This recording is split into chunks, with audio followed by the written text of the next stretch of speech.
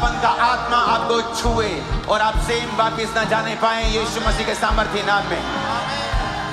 हर एक कर्ज जिसके साथ आज आपने इस दरवाजे में से एंटर किया है, वो कर्ज आप यहीं पर छोड़ के, तुड़वा के, फ्री होके इस दरवाजे के बाहर आप जाएंगे। जैसे आए वैसे वापस नहीं जाएंगे। अपने हाथों को उठा के मेरे साथ गाओ फिर से। Hallelujah hallelujah hallelujah hallelujah hallelujah hallelujah hallelujah hallelujah. हाथों को उठा के गाओ सब जन फिर से। Hallelujah hallelujah hallelujah hallelujah hallelujah hallelujah. Your back pain is gone. तुम्हारे बैक का पेन जा चुका है। खुदावंद का आत्मा तुम्हें हील कर रहा है राइट नाउ। खुदावंद की स्पिरिट तुम्हें चंगा करके आजाद कर रही है राइट नाउ। उस बैक पेन को चेक करो। खुदावंद का आत्मा पूरी तरह से तुम्हारे दर्दों को फिनिश कर रहा है। आज तुम्हारे छुटकारे का दिन है, छुटकारे की नाइट है। ये इवनिंग खुदा ने तुम्हारे लिए रखी थी आज, और वो तुम्हें पूरी तरह से आजाद कर रहा है राइट नाउ। अपने हाथों को उठाकर फिर से गाओ। Hallelujah hallelujah hallelujah hallelujah hallelujah hallelujah hallelujah hallelujah hallelujah. Abraham इस्हाक याकूब का खुदा बड़ी कुदरत रखता है। अपने हाथों को उठाओ। अगर आज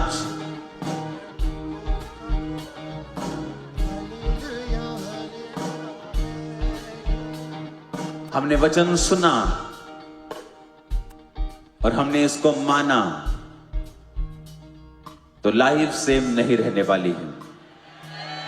अपने हाथों को उठाओ टीम। हम टेस्टिमनीज को थोड़ी देर रोक लेंगे अभी, थोड़ी देर रोक लेंगे अभी। मैं जानता हूं खुदावंद का आत्मा हील कर रहा है, लेकिन टेस्टिमनीज को रोकेंगे अभी 2 सेकंड के लिए, 4 सेकंड के लिए। अपने हाथों को उठाएंगे और पूरी प्यास के साथ खुदा को कहेंगे, परमेश्वर आज मैं तेरे वचन के लिए प्यासा हूं। I am thirsty for your word.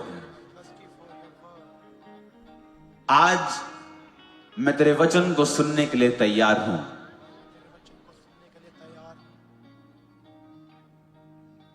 आज मैं तेरे वचन को मानने के लिए तैयार हूं। मैं सुनूंगा, मानूंगा और प्रचार करूंगा।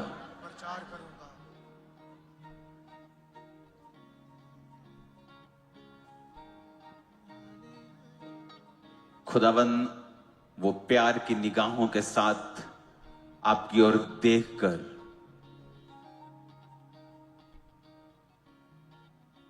आपको कह रहा है कि तेरे बंधन टूट चुके हैं। क्योंकि आज मैं प्रोफेटिकली ये डिजर्न कर रहा हूं, ये मैं देख रहा हूं कि आज इस वर्ड को और डिक्लेरेशन को सुनने के बाद आप बंधनों से आजाद होंगे। आज आपने टेस्टिमनीज को सुना, आपने देखा कैसे सालों से लोग एक बीमारी से जूझ रहे थे, और कल नाइट की मीटिंग में परमेश्वर ने किस तरह से उन्हें छुआ, और वो उस तरह से बीमारी गायब हो गई जैसे उनकी लाइफ में कभी थी नहीं, जैसे थी नहीं। जीसस के वर्ड में लिखा है, तू अपना दुख इस तरह से भूल जाएगा जिस तरह बहता हुआ पानी हो, बह गया पानी हो, उस तरह से तू अपना दुख भूल जाएगा। अपने हाथों को उठाओ। मेरे सर्वशक्तिमान पिता, आज जो तेरा वचन है तौबा करने का, खुदा बाप, हम सब तौबा की हालत में तेरे पास आते हैं। खुदावन, तेरा आत्मा हमें सिखाए और समझाए, वफादार रहना सिखाए, कमियों को दूर करे और हमें अपनी ग्रेस दे। आज तेरे लोग जो सुने और फलों को लेके आए,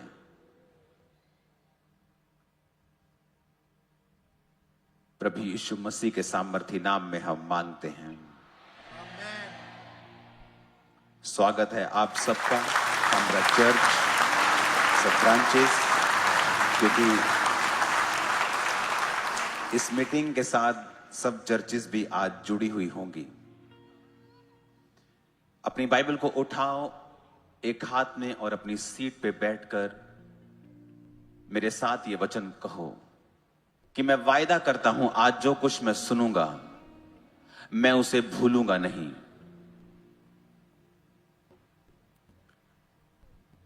और जो कुछ मैं सुनूंगा उसे मानूंगा और उसका प्रचार करूंगा।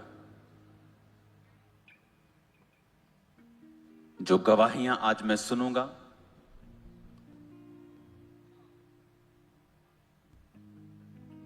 मैं उन्हें ध्यान से ग्रहण करूंगा।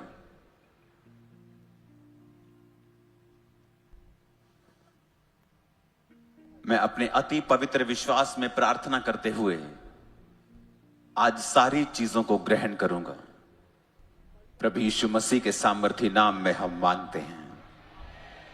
तारीफ करो जितनी ताकत हाथों में है खुदा बाप के लिए।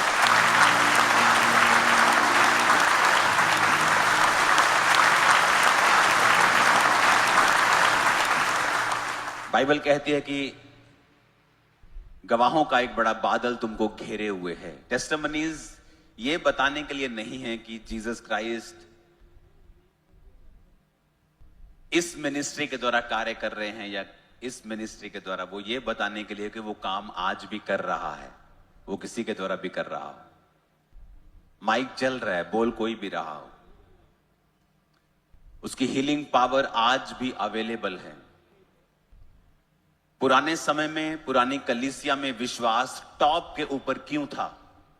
उनका बोना, उनका सेक्रीफाइस, उनका काम अलग क्यों था? क्योंकि उनका विश्वास अलग था। उनका विश्वास अलग इसलिए था क्योंकि वचन कहता है कि परमेश्वर की सामर्थ उनमें काम करती थी और वो दिखती थी। सिर्फ वो बातें नहीं करते थे, सिर्फ बातों में परमेश्वर का प्रचार नहीं होता था, आधा अधूरा प्रचार नहीं होता था, सिर्फ हीलिंग ही नहीं होती थी, प्रचार भी होता था। और जीसस ने जो कहा था कि जाओ और सुसमाचार सुनाओ, हमने सुसमाचार तो सुनाया लेकिन जीसस का आधा सुनाया। और उसने कहा जाओ और लंगड़ों को चंगा करो, अंधों को आंखें दो, मुर्दों को जिलाओ, कोढ़ियों को शुद्ध करो। ये सुसमाचार का हिस्सा है, लेकिन लोगों ने इस हिस्से को काट दिया और सिर्फ तौबा के ऊपर प्रचार करने लगे। मैं भी तौबा के ऊपर आज प्रचार करूंगा आपको, क्योंकि परमेश्वर ने मुझे ऐसा करने के लिए कहा है। लेकिन हीलिंग और डिलीवरेंस आपकी हेल्प करती है। आप चर्च में हैं, आपका सिर दर्द कर रहा है, आपको साउंड सुनाई देने में दिक्कत हो रही है कि आप साउंड आपके सिर को पेन कर रहा है, लेकिन जैसे हीलिंग होती है आप वर्शिप को एंजॉय करना स्टार्ट करते हैं। इसका मतलब healing is a good thing. अब आप लेट नहीं है सर्विस में क्योंकि आपकी बॉडी परफेक्ट है। Healing is a good thing. यीशु मसीह ने हील किया जब वो गुस्से में था और सब लोग देख रहे थे कि आज क्या सबत के दिन ये चंगा करता है। और वचन कहता है उसने चारों और यीशु मसीह ने क्रोध से देखा, गुस्से से देखा और उस सूखे हाथ वाले व्यक्ति को कहा अपना हाथ बढ़ा, और लिखा वो सीधा हो गया। यीशु मसीह जब खुश थे उसने चंगा किया। यीशु मसीह जब रोए लाजर के कब्र के पास तब भी उसने जिंदा किया। जब वो गुस्से में थे तब भी चंगा किया, जब वो नाराज थे तब भी चंगा किया, जब वो खुश थे तब भी चंगा किया। क्योंकि जीसस जो हीलिंग है वो जीसस क्राइस्ट का नेचर है। इट्स नेचर, ये उसका नेचर है। जब कोढ़ी आके परमेश्वर को कहता है प्रभु अगर तू चाहे तो मुझे शुद्ध कर सकता है, मैं नहीं जानता तेरी इच्छा क्या है। और जीसस ने कहा मैं चाहता हूं तू शुद्ध हो जाए। इसका मतलब परमेश्वर चाहता है हम हील हों। तब भी आज कलीसिया के बहुत से लोग बीमार रहते हैं। जीसस ने कोड़े खा लिए फिर भी आप बीमार रहते हैं। आज उसी के बारे में हम डिस्कस करेंगे कि कौन सी ऐसी कड़ी है क्या मिस कर रहे हैं हम कि जो कुछ परमेश्वर ने हमारे लिए कर दिया है उसका पूरा फायदा कलीसिया नहीं उठा पा रही है।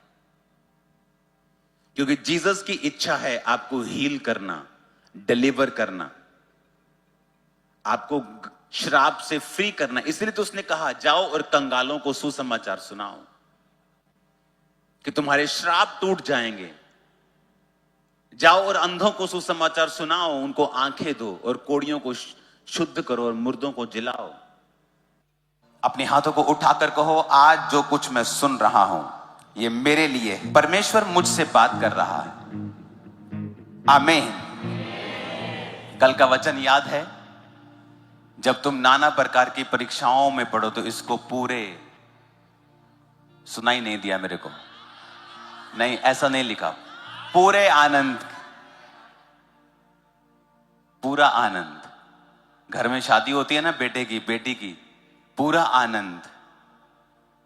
इमेजिन करो ये जो पहला बेबी डेड हुआ, उसकी वजह से इस सिस्टर ने सोचा कि मैं परमेश्वर के करीब जाती हूं। बॉर्न क्रिश्चियन होने के बावजूद भी परमेश्वर से दूर थी। इसका मतलब अगर आप अपनी परीक्षाओं के आगे देखेंगे और परमेश्वर के हाथ को खोजेंगे, आपको कुछ बेटर और बेस्ट मिलने वाला है। अब ये परीक्षा जब निकली, वो परमेश्वर के करीब है, बेबी हो चुका है, सेकंड बेबी पेट में है, परमेश्वर के साथ संबंध बन चुका है, उसके साथ नाता पक्का हो चुका है। जब तुम नाना प्रकार की परीक्षाओं में पढ़ो तो इसे पूरे आनंद की बात समझो। मैं आपको टेस्टिमनी दूं, पूरी तो नहीं दे पाऊंगा, ये वाली मैं एक्सप्लेन नहीं कर पाऊंगा। मैंने अपनी लाइफ में रोज मिरेकल्स देखे हैं, आपने भी देखे हैं, आज भी हम देखेंगे, कल भी हमने देखे हैं। मेरे आसपास कितने मिरेकल्स जिन्होंने पाए हैं वो खड़े, मैं खड़ा हूं। लेकिन एक बात बताऊं, इन मिरेकल्स के बावजूद भी, सामर्थी होने के बावजूद भी मैं टिका नहीं रहता परमेश्वर में अगर 2005 की कुछ परीक्षाएं मेरे जीवन में ना आती। आप इमेजिन कर सकते हैं?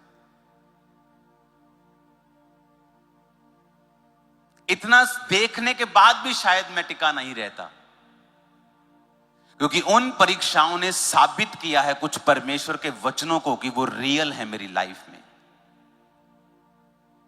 और 2005 में मैं परमेश्वर में आए, मुझे अभी 6 महीने हुए थे और मेरा डिप्रेशन और दुष्ट आत्मा के अटैक 10 गुना बढ़ गए थे। और मैं प्रभु से कह रहा था कि परमेश्वर, तूने मुझे पहले से भी ज्यादा बुरा कर दिया है। हाँ, नशे मैंने छोड़ दिए हैं, पाप त्याग दिया है, लेकिन जिस मुसीबत के कारण मैं तुझ में आया था वो तो 10 गुना बढ़ गई है। और मसीह में आने के बाद भी सुसाइडल थॉट्स रोज मुझे आते थे। और वो दिन था जब परमेश्वर ने मुझे अपने आप को खोजना सिखाया। मैंने 40 फास्टिंग, फिर 40, परमेश्वर में प्रार्थना करना सीखा, प्रार्थना के समय को बढ़ाया, बाइबल पढ़नी सीखी। उन दिनों में 6-6 घंटे में बाइबल पढ़ता था, 3-4 दिन के अंदर नया नियम खत्म कर देता था। वो सारी चीजें होती गई और जब मैं उस परीक्षा से निकला, वचन मेरे दिमाग में भर चुका था। जब कोई भी मुझे मिलता था तब मैं उससे अपने बारे में अपने सलाह नहीं देता था। कोई केस बोलता था कि मुझे ये प्रॉब्लम है, मुझे मालूम होता था बाइबल में किस आयत में क्या लिखा है, उसे झट बाइबल खोलता था मैं, देखो परमेश्वर क्या कहता तुम्हारे बारे में, देखो परमेश्वर ने, अच्छा ये दिक्कत है, देखो परमेश्वर क्या कहता है। फैमिली की प्रॉब्लम, देखो परमेश्वर रोमियो में क्या कहता है। तुम उस परीक्षा ने मेरी हेल्प की। तब नहीं लगता था कि मेरी हेल्प कर रही है, मुझे लगता कि ये मुझे डिस्ट्रॉय कर रही है, ये मुझे खत्म कर रही है, ये मुझे मेंटल टॉर्चर कर रही है। परमेश्वर मुझसे प्यार नहीं करता। अगर वो करता तो मुझे इस तरह के कंडीशन में वो क्यों डालता। मसीह होने के बावजूद, पाप छोड़ने के बावजूद, अपनी फैमिली को, फ्रेंड्स को, सब कुछ मैंने छोड़ दिया है, तब भी मैं तंग हूं, तभी भी दुखी हूं। इसलिए मैंने कहा, अगर आप अपनी परीक्षा के आगे देखने में विफल रहे, आप बहुत बड़ा हिस्सा मिस कर देंगे। उन परीक्षाओं में जो मैंने चखा है, आज मेरी हेल्प कर रहा है टिके रहने के लिए। आज मुझे किसी की गवाही की जरूरत नहीं है कि यीशु मसीह जीवित है, मैंने चखा है और इतना करीब से चखा है कि मैं उसको पूरी गवाही में दे ही नहीं सकता कभी भी। वो ऐसी बारीक बातें हैं, वो ऐसी गहरी बातें हैं जो मैंने परमेश्वर से सीखी हैं। और तब तो मैं दुखी हो रहा था, तब तो मैं मुश्किल में था, तब तो लग रहा था कि मैं नॉर्मल व्यक्तियों के जैसा क्यों अपनी लाइफ को नहीं बिता पा रहा हूं। ऐसा मैंने क्या पाप कर दिया है कि मेरी जिंदगी में ये भारी मुसीबत है। लेकिन आज मुझे उसका सवाल का जवाब मिलता है कि वो आज के लिए था, कि आज जब मेरे पास सब कुछ हो तब मैं टिका रहूं। मुझे परमेश्वर के वचन के ऊपर पूरा भरोसा है, मैं जानता हूं, मैंने चखा है, परखा है। आज वही विश्वास आप अपने जनरेशंस के लिए अपने अंदर लेके जा रहे हैं इन जीसस नेम। हालेलुया। कहता पूरे आनंद की बात समझो।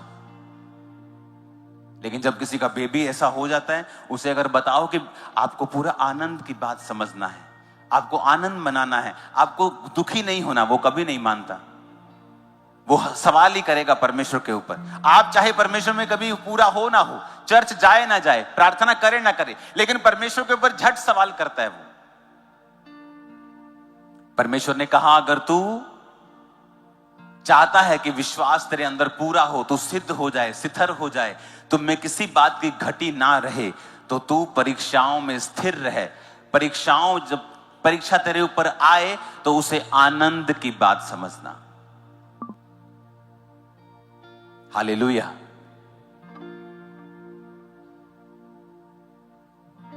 तो तू उसे आनंद की बात समझना, क्योंकि उस परीक्षा कहां सीखा? दाऊद की लाइफ का सबसे बड़ा टर्न अराउंड गोलियत को मारना था। दाऊद की लाइफ का, आपके क्रिश्चियनिटी की जिंदगी में एक ऐसा मोड़ आता है जो आपकी लाइफ को सदा के लिए चेंज कर देता है। और वो सदा के लिए आपको एक ऐसे पथ के ऊपर आपको रख देता है जहां आप दूसरों से अलग दिखते हैं, आप दूसरों से अलग होते हैं, आपकी ग्रेस अलग होती है, आपकी परमेश्वर को पहचानने की परख अलग हो जाती है। परमेश्वर आपको अलग कर देता है एक गहरी ग्रेस से। वो मोड़ सब क्रिश्चियंस नहीं चख पाते हैं, वो ब्रेक थ्रू सब नहीं चख पाते हैं। वो ब्रेक थ्रू दाऊद की जिंदगी में तब आया जब दाऊद ने गोलियत को मारा। और कहां सीखा उसने गोफन चलाना, ये बताओ? जंगलों में। मोस्ट डिफिकल्ट टाइम दाऊद का, जंगलों में। भाई ऐश कर रहे हैं, राजा की सेना में है, पाप कर रहे हैं, ऐश कर रहे हैं।